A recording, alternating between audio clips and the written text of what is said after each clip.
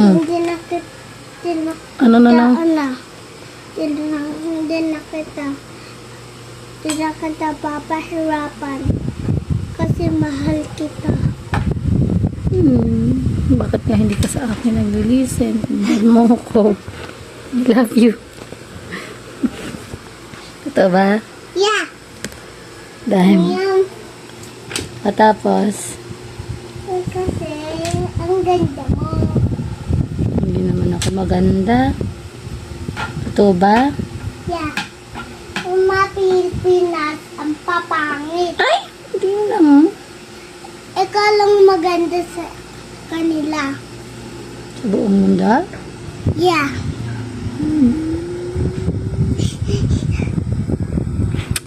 Love you.